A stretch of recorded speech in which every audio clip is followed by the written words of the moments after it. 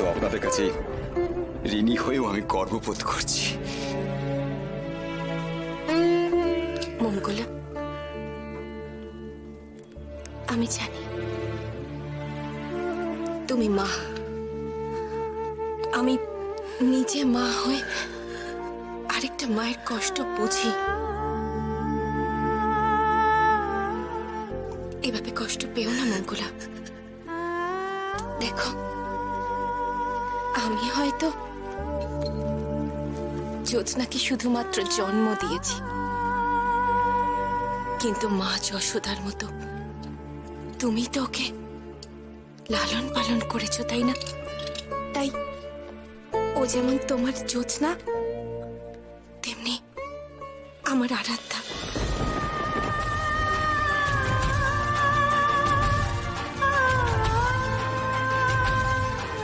ও যতটা তোমাদের, ততটাই আমাদেরও।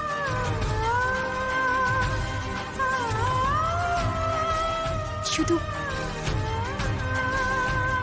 আমি আমাকে মা বলে ডাকা নিয়ে ওকে কেন প্রশ্ন করলাম জানো? কারণ আমার যেন কেমন মনে হচ্ছিল, জ্যোৎস্না যদি আমাকে মা বলে ডাকে তাহলে ও মনে মনে ভাববে তুমি কষ্ট পাবে, আর যদি তোমাকে মা বলে ডাকে তাহলে ও মনে মনে ভাববে আমি কষ্ট পাচ্ছি। ওর মনের মধ্যে একটা দ্বিধা তৈরি হচ্ছিল। কিন্তু মঙ্গলা,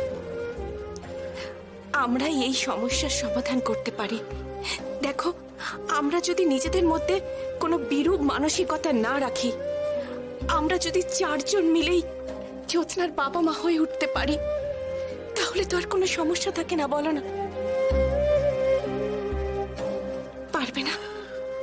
আমরা সবাই মিলে জ্যোৎস্নাকে একসাথে ভালোবাসবো, পারবে না মঙ্গলা? বলো না, পারবে না বোন? মা, কিচ্ছু হবে না, আমার কিচ্ছু হবে না।